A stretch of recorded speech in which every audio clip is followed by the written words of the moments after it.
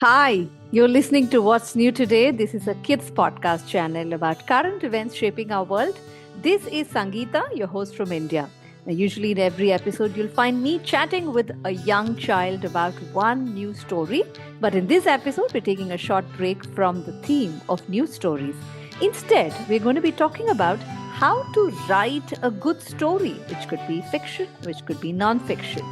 I'm joined by 5 young children who are budding authors who have a ton of questions about how to write great stories. And usually, these are the kids who are dreaming about plots and characters and dialogues, even in their classrooms when their math and geography teachers are droning on and on.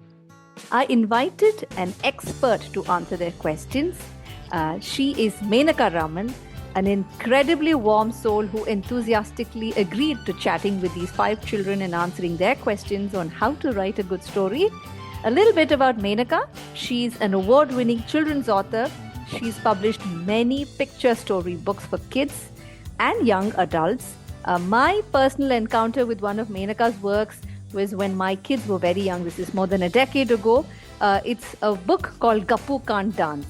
So my kids and I used to read this book aloud, and we thoroughly enjoyed the book. The central character in this book is a girl called Gappu, who isn't the most coordinated of dancers. And my children could completely relate to Gappu, and we thoroughly enjoyed reading the book. Now, after more than a decade, I've had the opportunity to interact with Menaka in person, albeit virtually. Thank you once again, Menaka, for agreeing to do this. Now, on to our podcast recording with the 5 kids and Menaka. Thank you so much for asking me to come and talk to all of you today. I'm really looking forward to hearing more about the stories that you're all working on and the projects that you are all very excited about. It sounds really great. So like Sangeeta said, I'm a children's book author. I've published about 19 books for children, from picture books to what are called like early readers and chapter books. And I've published 2 novels. I've published with a number of Indian publishers, from Pratham Books to Tulika, Penguin, Duckbill, Speaking Tiger, and I have some really, really amazing editors at all of these publishing houses who make my work so much better than it was when I started writing it. And what else do? I work with a podcast production company. Does anyone here listen to podcasts? Great, amazing. Amazing. So yeah, maybe you can go and check out some podcasts for kids. There are lots of them out there. So I work as a producer with a podcast production house. And I also enjoy writing about children's books for newspapers. And I regularly contribute to the Sunday magazine of the Hindu newspaper, where I like to write about thematically what's happening in children's books in India and across the world. So yeah, that's me. And I would love to meet all of you and get to know you a little bit better. Thank you so much, Menaka. Anya, shall we do this alphabetically? I think it just sounds, very correct. So, Anya, why don't you tell us a little bit about yourself and about the short stories you're working on? Yeah, I'm studying fourth and I'm 9 years old, and I'm writing stories like kind of like comedy and like imaginary stories, kind of something like that. Because I really like when they both are like mixed together and it's just so funny. I love funny stories. They're my favorite. Kiansh? I am Kian Sujata Parekh. I like to write stories. I've written a book of my own previously. I like to read books too, and I'm an excellent reader. I like to read mythical stories and magical stories, and I like to write adventure and stories that contain magic and adventure too. Amazing. Rishan? I like writing stories which I don't like writing stories which are non-fictional. I mostly write fictional, and the part which I mostly like is the plot where I write. I once wrote I wrote 2 comics. I never published them. I only showed them to my class and my parents, but in my class I write in my rough notebook. I wrote a story which is so funny. I read it to all my friends, and they at least laughed once. What's the story? Its name was something called Mr. Peanut. How lovely. Great Can title. maybe you can show it to us sometime? Yeah. Thank you, Rishan. Rishan, can you tell us how old you are? 8 years old. 8 years old. Try your turn. Should I introduce myself? I Yeah. think I should. So I'm Trai. I just turned 13, so I'm getting used to being a teen. I like reading adventure and maybe more suspense, and I love fiction. I also like science fiction, and I've read Isaac Asimov. I'm an avid reader, and I like writing science fiction and fiction and like normal fiction, also adventure. I didn't know what science fiction was until like, I don't know, I was in college. So I'm really impressed. And I've never read Isaac Asimov. He's on my to be read list for a very long time. So I will go and pick up some of his books now that you've been I've reading them. also read that book that someone can dance. What is the name? Gappu Gandans. Yeah, Oh, Gappu Can't Dance. I've okay. read it in Tamil, I think. Okay. Wonderful. So I'll now over to Menaka Aunty. So I had requested her to tell us a little bit about how she goes about writing a story when she picks up an idea and she writes. How does she go about? So we'll hear from her what her process of writing is. And after that, you all can ask her all your questions. Yeah? All right. Over to you, Menaka. Okay.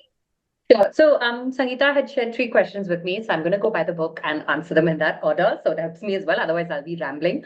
So her first question is, what is my writing process like? It so so I think my writing process is I spend a very, very, very long time before I try and write anything or even commit anything to paper. I spend a very long time with a story in my head.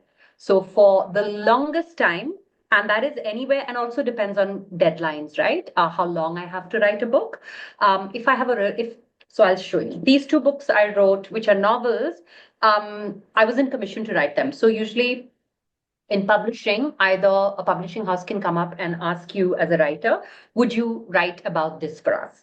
And then you say yes or no. And then they say that, okay, we need to publish it in a year. So you get 6 months to write it. And then there's a 6 months or a year long of, editing, illustration, and that kind of thing. So there's a deadline, right? It's like how your teachers give you homework and say by next Tuesday you have to submit this project. It's like that. With books like this, novels, I write them because I want to write them. And then I hope that there is a publisher out there who wants to publish them. And I don't know when I'm writing these books if anyone is going to be interested, if anyone will want to publish it. But for me, I write these books for myself. So these 2 books, I think Loki was in my head for about 3 years before I actually sat and started writing it. And I took 5 years to write this book, out of which 4 years, the book was just in my head. I just would keep thinking about, and during this time, I published other books, picture books, chapter books, shorter books.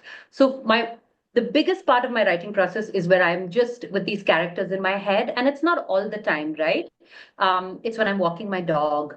It's when I'm on the treadmill. It's when I'm taking a walk for myself. I will just be thinking about a character or about a moment in the book or about where the book might go.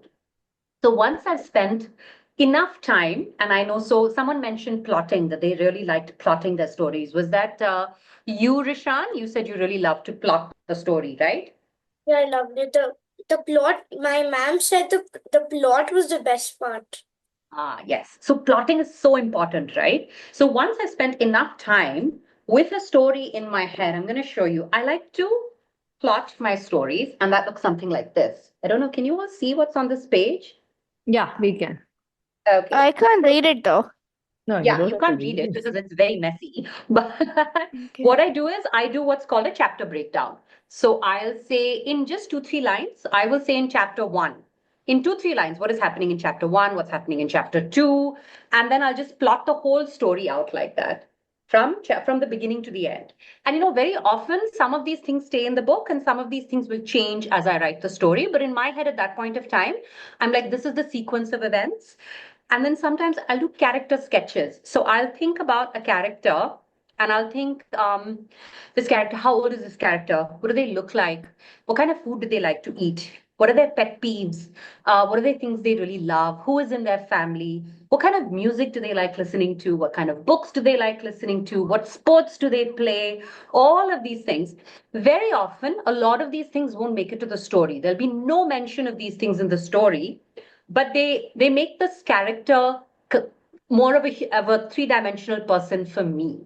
Um, and that helps me a lot. And a lot of the time, it's just for me to be able to visualize this character. And then when I'm writing the book, I might write something, and then this little voice in my head will say, oh, but this character would never say that. That's not who they are. And then I'll think back to that character sketch I made. So I'll plot the story, I'll do character sketches. I don't have a notebook to show you now, but I write all my stories longhand first. So I write everything in a notebook. Sometimes it's 3, 4 notebooks. Sometimes for books, it's much shorter. But then I'll write everything longhand. And then I have to put the story away for about a month or 2 months. And I can't look at it and I can't see it. So I will put the story in a drawer or in a cupboard. I will forget it exists. I will walk my dog some more. I will do all sorts of things. And then I'll come back to it after a couple of months. And I think what that does is that it gives me little distance and perspective. Because when we're writing as writers, very often we think we're just writing the best thing in the world, right? This is amazing. Oh my God, how fantastic is what I've written. And yeah, it is. It's amazing that we are kind of creating these stories out of thin air, especially if you're writing fiction. It's one of the most amazing things to do. So we are really amazing. But if you want to then go back and read your story and say, you want to be able to pinpoint what you need to work on. You need to be able to look at things that you've written and say, okay, can I improve that? Do I need the scene? Can I kind of spend a little longer here? What's missing? I think you need some distance from what you've written. And I think anywhere from a month to 2 months, I take. And then I'll do a second draft. And that draft is when it goes onto a laptop or a computer or anything. Then I'll do another round of edits and I'll correct all the terrible spelling mistakes in my story. I'm terrible at spelling and grammar. And that is why I'm very grateful for my editors because they correct all of my spelling mistakes. I'll do another round of edits. And then when I feel like, okay, I can now share this with someone, sometimes I'll ask friends to read it. And that's a really great thing that all of you feel comfortable sharing your stories with your friends, reading them in class, asking your friends to read them, because you get a really good immediate reaction. You kind of know, are they laughing at my jokes? Rishan, you said that you got laughs from your friends.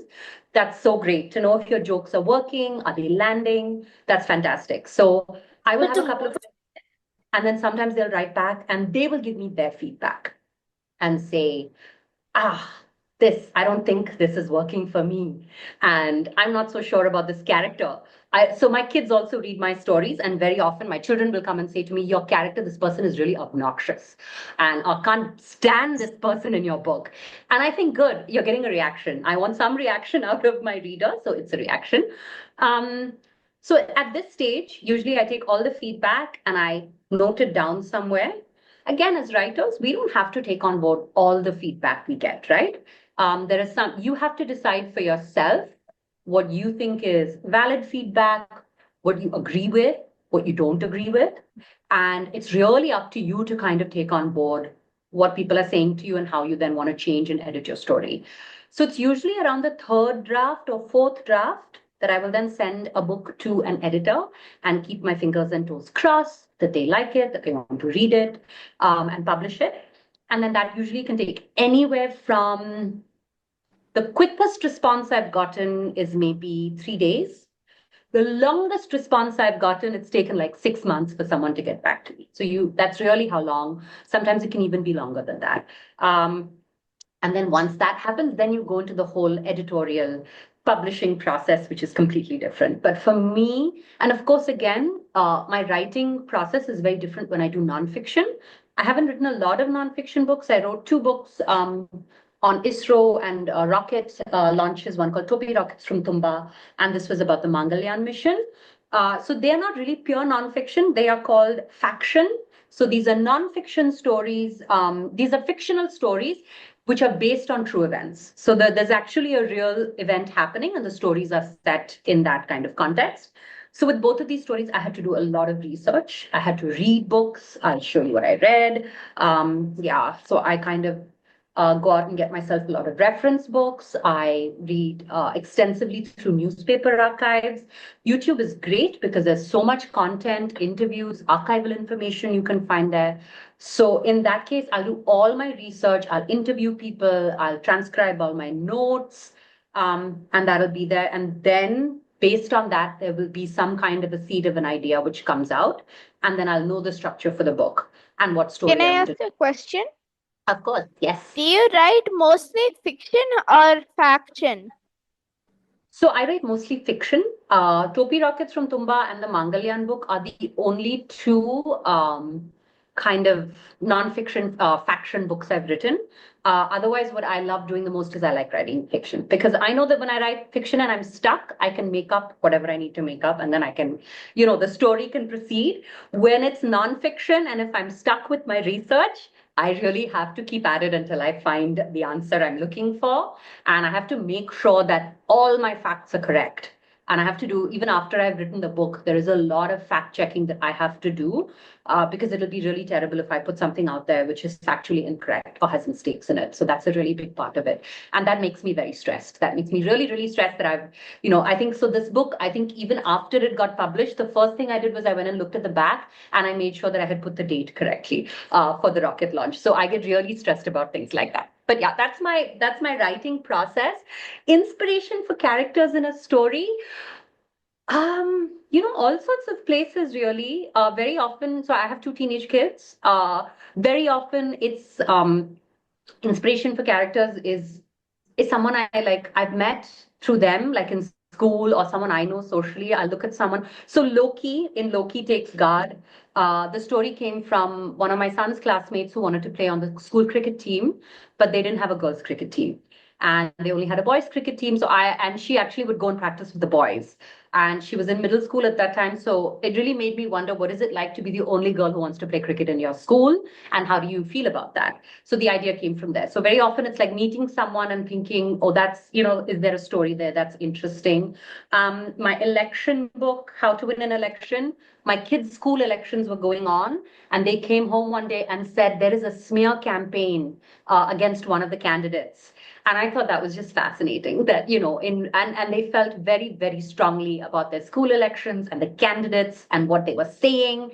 And I thought, this is great. I want to write about this. So very often characters will come from there. And then sometimes there are characters that I have no idea where they come from. Oh, I'll show you these two ladies. I had to write a set of books on transportation. And this is the publisher asked me to write. They said, would you write books about road, air, and water transport? And I thought, well, that sounds really boring. I don't know if I want to write a book about transport. Then I said, I'll do it like fictionalized. It won't be nonfiction. And then I wanted to write about two friends who travel together. And you can see them. As you can see, they are both senior citizens and they both love to travel together and they're best friends. So then the idea came from a lot of places. When I was looking up, I read about this couple in Kerala who own a tea shop and they save money every year and then they take a foreign holiday together. So that was the idea of the slightly older people traveling and going on adventures, which I found really exciting. And then I named the two characters. The characters have really, a lot of people have asked me where do their names come from. Their names are Nanammal and Kamalattal. And actually, they are both their names I got from real life characters. I think Nanammal was a yoga teacher in Coimbatore till the age of 100. She was teaching people yoga. And Kamal Attal ran an idli shop in her village again until her late 90s, which I found really inspiring. So I wanted to kind of my little tribute to them and to just how I thought how cool that was. So really, I think everything sometimes just comes together in a strange way, and then it all works out. And then you kind of build from there. And then at some point, your characters kind of take over for you. And, I'm sure you've all felt that when you're writing a story, and then it's almost like you're wondering, it's your characters push the story forward. And and that your characters are somehow telling you this is what has to happen next, even if you've not planned it yourself. Um, what do I think makes for a great story? I don't think there's any kind of one secret formula. Because I don't think there's any one particular kind of reader, right? Like so many of you here like to read science fiction, you like to read fantasy, mythology. I like to read humor. Someone else likes to write funny stories. So I think really I think you have to write a story that you enjoy telling. I think that's what makes a great story. I can always tell when I'm reading a book that the author has just really enjoyed writing it, and you can just feel it in the language, in the words, the way the story flows. They've really enjoyed telling the story, and the story meant a lot to them. So I think for me, the really important thing is that you enjoy that process. You enjoy the process of writing, and you get a lot of fun out of it. I think writing should be joyful. There are some really difficult parts of writing when you start to get published, like editing and rewriting and rewriting and rewriting and all of that. But even those can be really wonderful, I think, if you take it in the spirit it is intended, which is to make your story the best story you can tell. I think and I learned that. I wish I could say that is something I have always known. But I think my last book that came out, I had to do so many rewrites, so many rewrites. Okay, I think on my computer hard drive, I had 25 drafts of that book. Because every time I would rewrite, my editor would come back and say, "Oh, but now you need to fix this over here, and now you need to rewrite that." And I think I will admit, at one point I was in tears. I went to my husband and I was crying and I said, I don't want to write this story anymore. And then he was the one who said, if you think of it as punishment, then it will be horrible. But if you think that your editor wants to put out the best version of your story, then it makes it so much easier. And it really does. So just enjoy, have fun writing the story, and write the story you want to write. Don't try and write the story that you think other people will want to read, that you think will win awards, that will think you make you famous, because then you can't please everyone, right? But you can make yourself happy. You can make yourself really happy as a writer and write the story you want. And I think that's what makes for a great story. And now I'm going to stop talking so you can ask me questions. Thank you so much, Menaka. That was, it's very inspiring that you had to go through 25 edits and you were in tears, because it is inspiring in the sense it's relatable, and therefore we know that other humans also go through the same kind of sorrow and misery, but then you got out of it, which is the inspiring part. So yeah, I will also now, I think, ask the kids, what questions do you have for Menaka Aunty? Because y'all are all I working on have a your story. question. Actually, I have two questions. First question, have you experienced something called writer's block where the writer can't think of anything to continue or make a story? And second, what kind of fiction stories do you like? For example, do you write adventure kind of fiction, mystery, or suspense, or is it like that Gopi can't dance or something? Okay, so let me I don't think answer. that's counted as fiction, but yeah.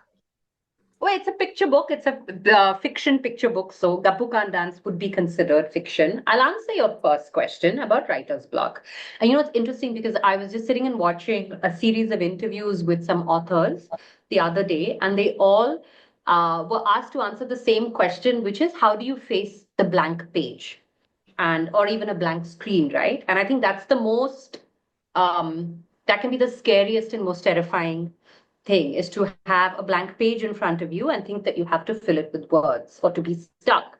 And one of the authors said that, and I agreed with this author, he said that I don't think writer's block exists. I think writer's insecurity exists. Do you all know what insecurity is? Anyone here who doesn't know? So when you're insecure about something, Yatrai knows, Anya, Rishan, Kyanch, when you're insecure, you kind of self-doubt yourself a lot. You kind of really think, oh, am I good enough? Am I a good writer? Can I do this? It's like you feel you're kind of constantly questioning what you can do. It's like anxiety. Pardon? It's like anxiety. Yes, it is anxiety, 100% correct. And this writer said that I don't think there's writer's block, but I think writer's insecurity exists. And it's true. why do we feel so anxious when we see the blank page? Because we think that anything, we're comparing ourselves all the time to somebody else, right? We're all thinking, can I write like J.K. Rowling? Can I write like Philip Pullman? Can I write like Shabnam Minwala? Whoever it is. You are constantly thinking, can I write like this person whose books I read and admire and want to be like? And that fills you with it puts a lot of pressure on you, it fills you with a lot of anxiety, it makes you feel really, really, stressed. And that is what actually holds us back from writing. Yeah, this kind of big crushing sensation that we have. So I don't get writer's block, but I do get writer's procrastination, which is, what procrastination is, where you put something off. You all put your homework off on Friday, on Saturday, on Sunday, and then on Sunday at 7:30, 8 o'clock, you're like, why my maths homework due tomorrow? And I have not started yet. That's horrible. I do that. I'm a big, until my deadline is right here and I know my editor is going to call me or I have something to do, I will put things off. But I'm also thinking about the story constantly. So I think the thing with writer's block is to really say, okay, do I have writer's block? Do I not have an idea at all? Do I have no ideas? Do I not know where the story is going? Or is it something else? Am I a little anxious? Am I a little insecure? Although, is that what's holding me back? So to that, and this I really believe in, I always say 500 words of, and this is our own judgment on our writing, right, Rai? 500 really terrible words from me is better than zero perfect words. Because I think we all feel like we have to, that first draft has to be perfect. It has to be the brilliant sentence, amazing, and we're going to get it right the first time. Nobody gets it right the first time. Go and ask any Nobel Prize winning author, Booker Prize winning author, Caldecott Medal, whatever you want, okay? None of them get it right the first time. So write, put the words down, just get it out of you. Even if it's the most rubbish words you think you've written, it's better to put it down than not have anything at all. Yeah. So I'll always say that. Beyond that, if I still feel stuck, I'll go for a walk. I'll listen to music. I will read something I love. And I will very often read a book that maybe I've read already in the past. This is a book I read a lot, by the way, when I'm writing and I get stuck. It's a book about writing called Bird by Bird. And it's one of my favorite books. And as you can see, I've got sticky notes and all on it. And she kind of breaks it down from like dialogue, plot, everything. And I'll actually then go back and read that chapter on whatever I'm stuck with. And that helps. So that's there. Your second question was, what do I like reading or what do I like writing? My second question was if What kind of books do I like? what kind of fiction books do you like writing? Like, Okay. do you like suspense or do you write suspense, adventure? I'm putting it into I fiction. Like, does it have more elements of suspense or adventure or mystery huh. or what? So really, I've written like with the longer books I've written, the novels I've written, they both are quite different. So Loki is really about a girl's like self-discovery of who she is. So it's very much about her finding out who she is, how far she's willing to go for her dreams and that kind of thing. The second novel on elections had a little bit of suspense and mystery in it.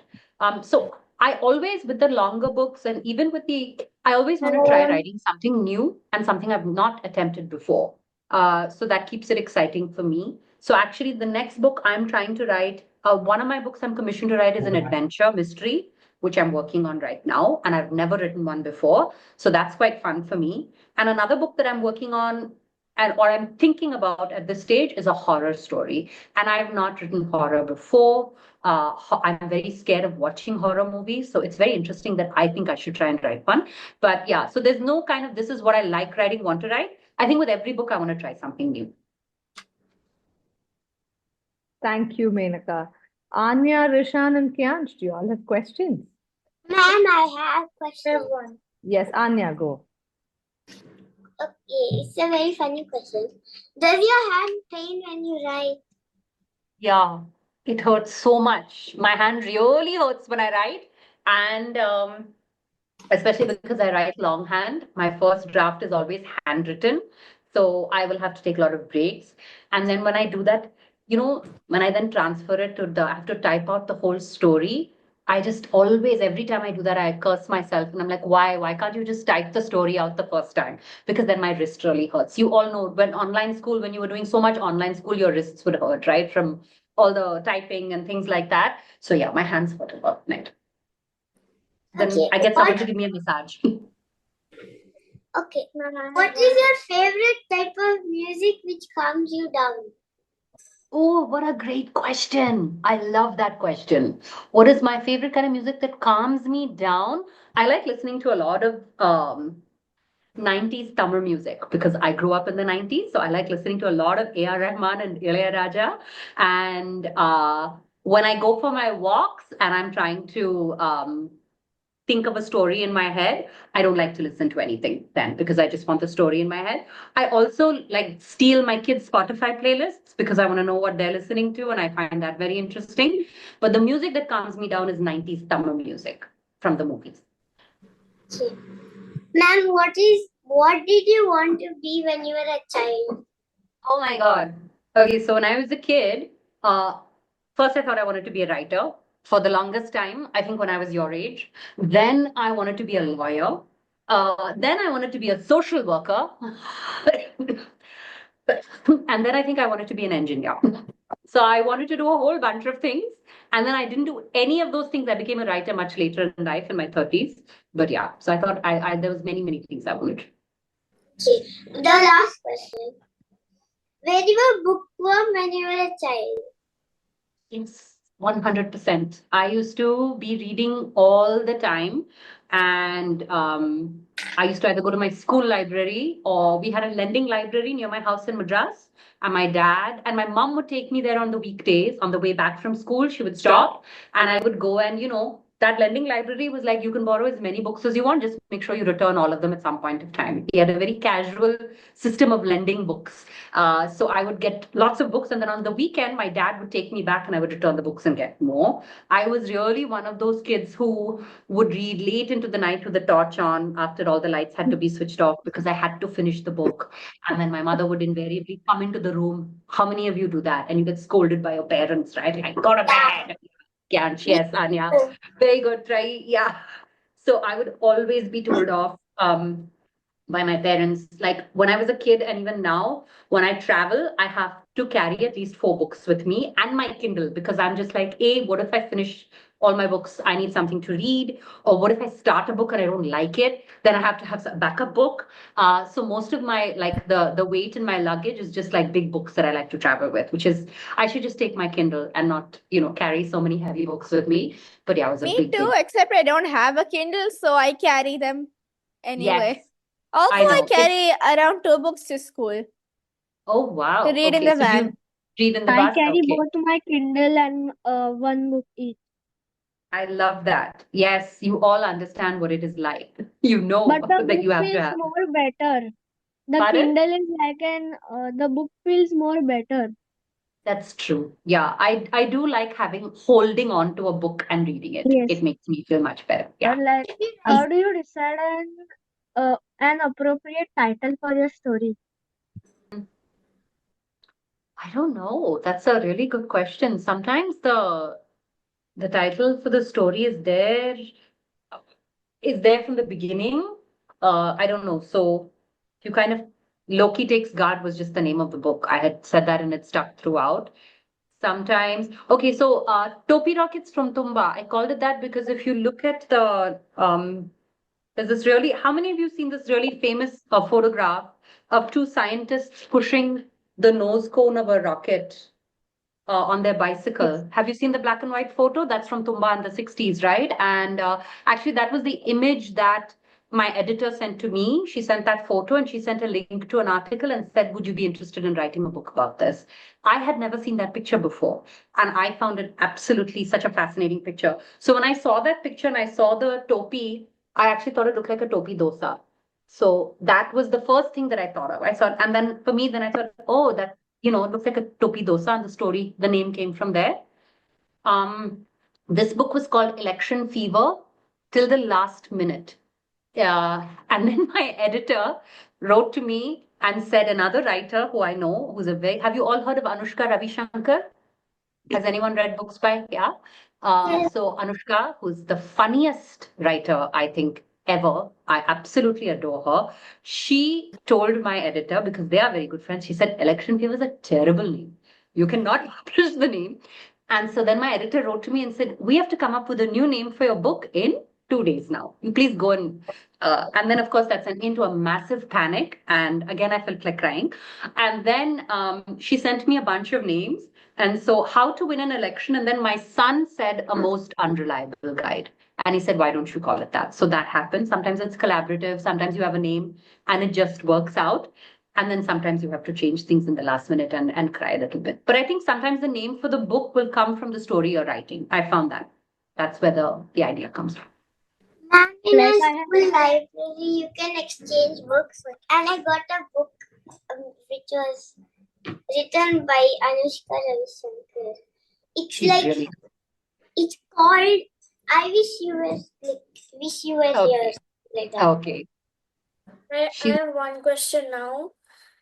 Menaka ma'am, do you ever illustrate something or anything? No, I'm a very, very, very bad artist. I'm terrible at drawing.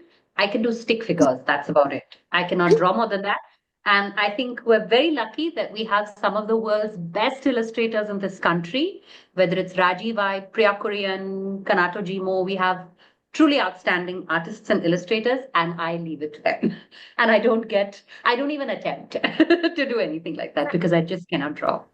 Ma'am, but I do doodles which are stick Mhm. figures and they doing something in funny. Most of Yeah, my friends laugh to the doodles only, and that's even great. my ma'am also loves the doodles. Yeah. But it's Do you know, only stick figures. have you seen Wimpy Kid? And the illustrations in that? Yeah, so he also I got uses the that very in similar. I got the inspiration from that. Great. Yeah. So I think that's fantastic. My stick figures are also not very good. You cannot tell what people are doing. Even if I drew stick figures, no one would be able to figure it out. I have no talent. So if you're good, you like doodling and you like illustrating your stories as well, I think that's fantastic. You should definitely keep doing it. I really write. I like to write comedy stories, but like, how do I approach it? I still don't. How do you write writing humor and comedy stories? Um, So usually I think, yeah, I like to put jokes in everything I write. Even if I'm writing a book about Mars, I will try and put some jokes in there. That's just how I like to do things. So I think once you write the comedy, just write what makes you laugh. I think that's so important. You should really like if you get a giggle out of it when you're writing it, and it's making you laugh when you write it, and when you reread that bit and when you're editing it, it's still making you laugh. Then I think it's a solid joke.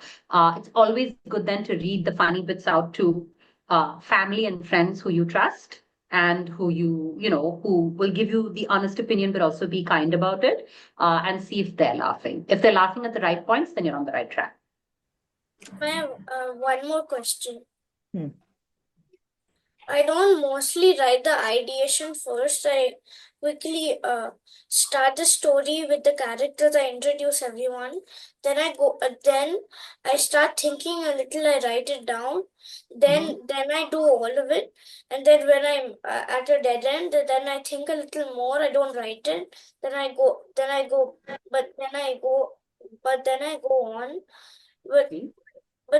but sometimes I hit a real dead end which I can't just drill through or jump. Yeah. So then I have to ideate a lot, and then for some time it Yeah. takes me for like 1 or 2 days to do that, and then I finally jump over it, and then I finally do the end. It mostly Mhm. comes after the in the plot. So Okay. then I jump over it and I finally do relax and finish the story. But ma'am, what's your way of doing it? Um, So I think one thing is that when you face like a dead end, right? And you're not sure what to do. One thing I like to do is kind of just in one line, I like to kind of put down as many different scenarios as I can imagine. So can this character maybe do this? Can they try that? Will this work? And sometimes that helps. I get an idea out of it. Very often I'll actually go and talk to people. I will go and I will sit with my kids, I'll sit with my husband, and I'll say, okay, this is the story so far, and this has happened, and I'm stuck. So with the election book that happened, I had to rewrite a really big part of the story because there were a lot of, you know what a loophole is? There were a lot of holes in my plot. There were a lot of inconsistencies in my plot, okay? Because in that first few drafts, I had just written it out and then I had not gone back and looked if everything. So in a mystery, you all know in a mystery or in an adventure, everything has to come together, right? And the way you unravel the mystery has to work. You cannot have any holes in that unraveling of the mystery. The way you make connections has to be perfect. It has to be airtight. So then I sat and I said, I don't know how to fix this. I was like, how you were saying, Rishan, I was just like, I'm at a dead end. I don't know how to drill through this. So I got all of them to go and think for me. And I said, why don't you all go and think of what it is that can happen and come back and then we'll talk about it. So actually, everyone did that. They all came up with multiple ideas. And you know why that helps is because sometimes when we as writers, when we are in a story, we're so in the story and we're so in what we have already written that we can't see what is possible outside of that. So we get very kind of be holding on to our ideas very closely. But for someone who's not been with that story, like a reader or an external person will come in and immediately be able to give you 10 ideas. And I find that very helpful. So actually, with the election book, everyone came and gave me ideas, and then I picked something from one person and another thing from another person, and then I put it together and fixed it. So I think sometimes talking to other friends, talking to family, talking to other writers, Rishan, that is very, very helpful. And sometimes it also helps me to see how, and not just in books. Sometimes I like to read and like, so if I'm writing a mystery, I will go and read a mystery and I will see how is the author and I would read it as a writer. I will not read the book as a reader. There's two very different things. When you read a book as a writer, you are looking to see what that author has done in terms of character development, plot, all of that. So I'll go and see how they have kind of put things together and how they've made it make sense. And that helps me as well. But I'm telling you, when things get really stuck, go for a walk, go play with your friends, go eat some ice cream, do something that makes you happy, and don't think about it for a few days and then come back to it. Just let it go and then come back to it after some time. It always helps. Say, yeah, I had a question. My question is, if you like, how do you think of the characters in your story? I mean, I have to take inspiration from whatever movies I watch. So how do you do it? Also, how do you come up with the plot of a story? Okay.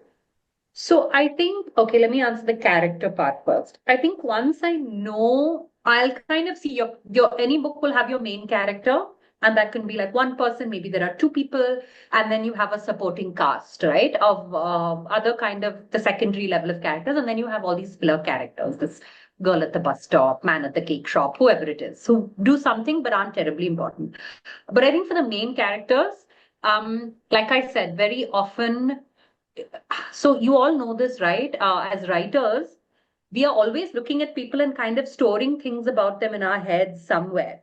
You know, you meet somebody and it could be a mannerism, it could be the way they say something, it could be the way they look or the way they dress.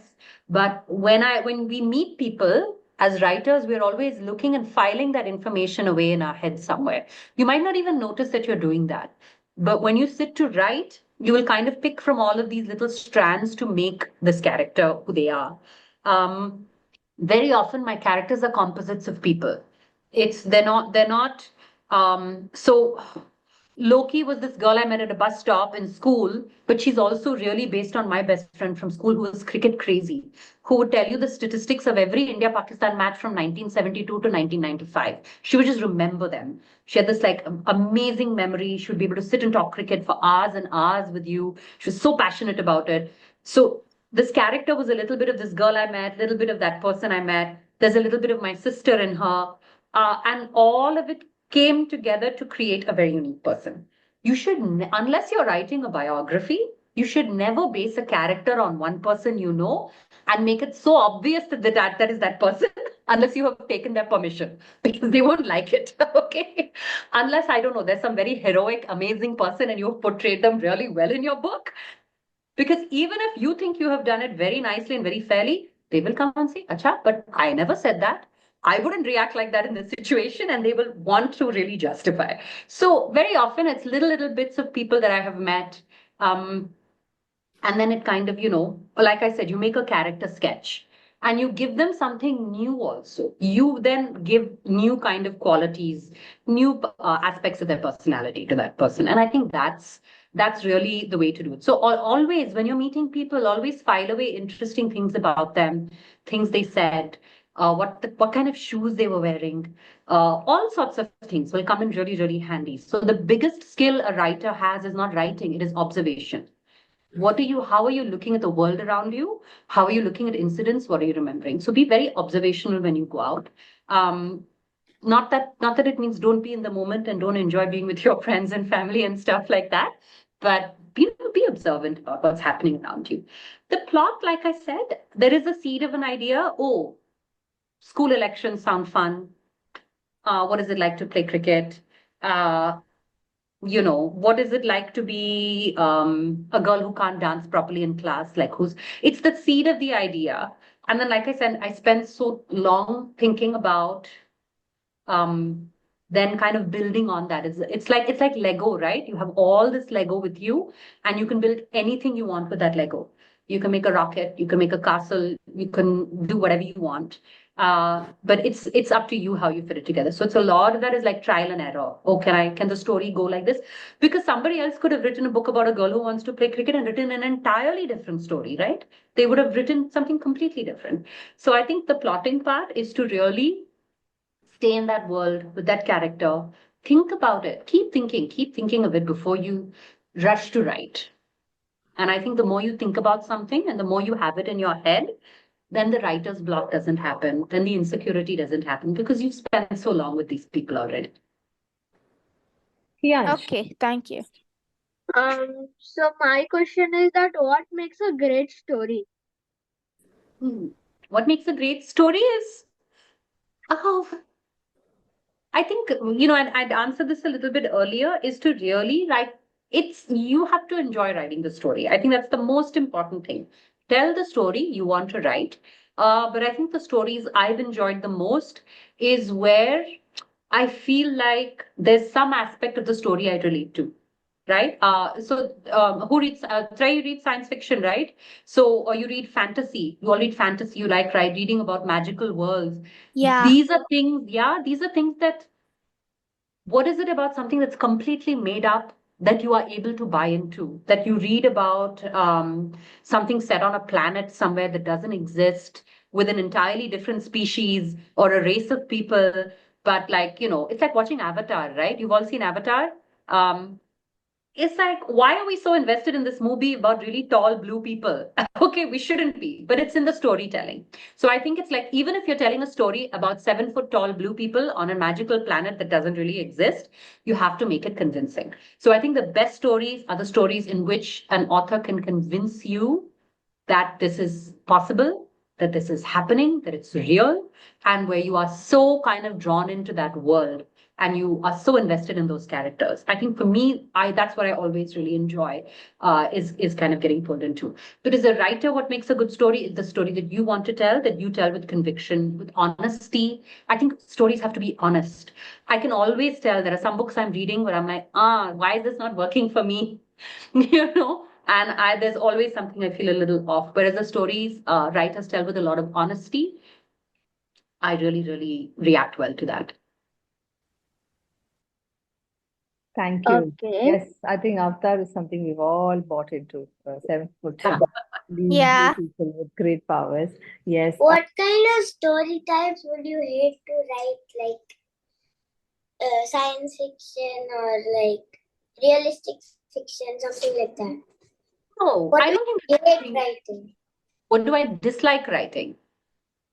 Nothing like that. I think for me, it's always a challenge. I didn't think I would ever write nonfiction or anything based on nonfiction or that required a lot of research. I didn't think that's something I would do or that I would enjoy doing.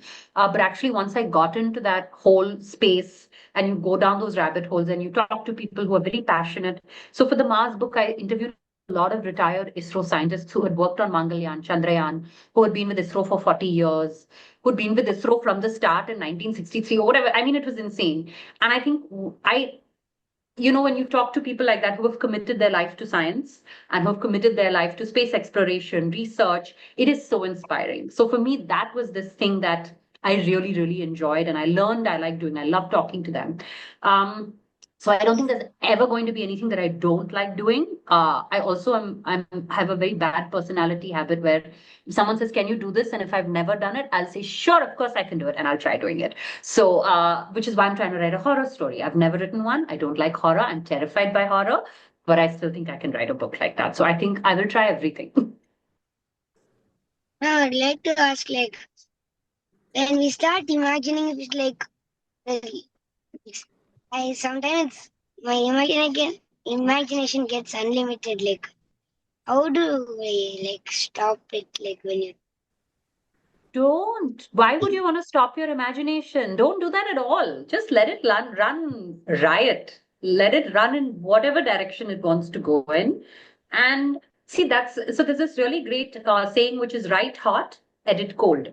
So when you write, just write like, your pen is on fire, whatever it is, write hot. So whatever is in your head, how much ever wild, crazy imagination running riot it is, write it out and just put it all out there. When you go back and you edit your work, that's when you have to think at that point, like, oh, does this make sense? Should I have this much here?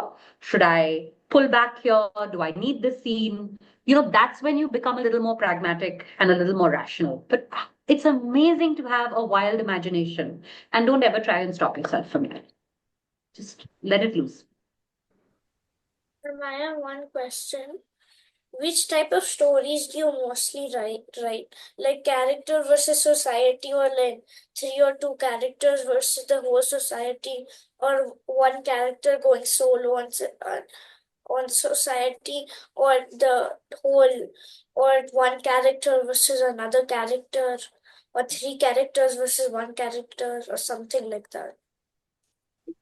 I think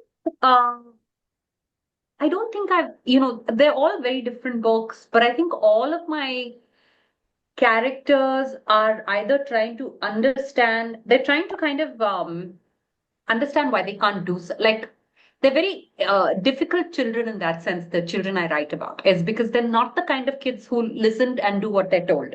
They are always pushing back against, this is what you can do, what you can't do, what you should do, what you shouldn't do. And so I think my books are always about that those kids who are constantly pushing back and saying, no, but why? Why can't I? Why shouldn't I? Why is this the way it is? And so so I think and all my stories or most of my stories have kids who are questioning the world around them and who want something for themselves or want to find an answer to something. So really it's about that. And sometimes they're on their own, sometimes it's 2 friends together. And that depends on the story. And the story will tell me how to write that. Hope that answers the question. I'm really intrigued by the question because I'm wondering where Rishan has even thought of a perspective or a framework that a story is one versus Yeah. one, or 3 versus society, and things like that. It's really interesting. Okay. Um, So, what inspires you into writing that particular story? Usually it's when I can't stop thinking about it. So like I said, when I've been asked, when I've been commissioned, when a publishing house says, "Will you write this?" That's very different. Then the inspiration is the deadline that I have told someone I will give it to them by this time, and then that you have to then honor that. So that is the inspiration for the story. Um, but very often it is the stories you really want to write will not leave you alone. And I fully believe that. I'll give you an example. I'm working on a third book on Chandrayaan and about the whole Chandrayaan mission and ISRO and the kind of start to finish, the success, the failure. And like I said, these are non-fiction, but there is a fictional story which is built around this real event, right? During COVID, I had an idea for a fiction story that I wanted to write, which for the longest time, I would go back to that story, that idea. I would think about that idea and about that story every 6 months but I would never write it. I would keep thinking about it, and I would think, oh, there's this story that I have, but I never wrote it down. And when I finally got commissioned to write the Chandrayaan book, I realized the reason I hadn't written that story was because that story was meant for this book. So I fully believe that. I know it sounds very a little too new age and a little too kind of destiny kind of thing. I don't know how much I believe in those things, but I realized that the reason I hadn't written that book for the last 4 years was because that character, that story arc was perfect for what I needed to tell with Chandrayaan. And very often, see, as writers, right? We get ideas all the time. We constantly are thinking of ideas for new stories. We don't write all of them, not yet anyway. And I think for me, the stories which I can't forget, where characters keeps coming back and reminding me that they exist and saying, "What are you doing?" Those are the stories that really, which I know I have to write then. And those are the stories that I ultimately sit and spend 4 or 5 years writing and then figuring out. No. Wow. Yeah. Like I think Rishi said, his imagination is unlimited. Our questions are also unlimited. So, but at some point, we've got to draw that line because the dog needs to be walked, plus food needs to be made, or whatever other compulsions. So, thank you so much, Menaka. For me, I think the one thing that I take away from whatever you said was that statement you made 500 imperfect words are way better than 0 perfect words. Because for a lot of That us, was what I also took away. That's great. amazing, wonderful. Very good. I hope everybody else has also got something interesting takeaways. I know Trai has already agreed with me that that's what she's taking away. Yansh, is there any one thing that you're taking away? Like I am taking away knowledge how to write a book. Oh, okay, that's a big takeaway. Write what you did cold. Hot. Right heart. Yes, right heart. Wow. Edit cold. Need to first think a lot about the story, or try to get inspired by something you already saw, and then write the story. Wow, very interesting. Anya? Is that right? Hot, edit cold. Amazing. This session. Thank you once again, Menaka. I really, really appreciate you taking time out on a Saturday. Thank you all. I know Saturdays you all also have your respective classes, your sessions, Yes. and this and that. And good luck. I know all of you are working on some great novel, comic, whatever it is. Good luck. Thank you. Good luck, Bye-bye. everyone, and enjoy writing. And thank you so ma'am. much for inviting me. Thank you. Okay. Thank you, ma'am. Bye. I hope our listeners, y'all too, have one interesting takeaway from this episode on how to write a good story. So before we wrap up this episode, a quick heads up to all of our young listeners. I write a weekly newsletter covering one new story every week. I try to write it like an interesting story. It could be about geopolitics, it could be about sports, it could be about a recent scientific discovery or technology. You can check out this newsletter through the link in the show notes below. I'll see you next week on What's New Today. Thank you. Bye-bye.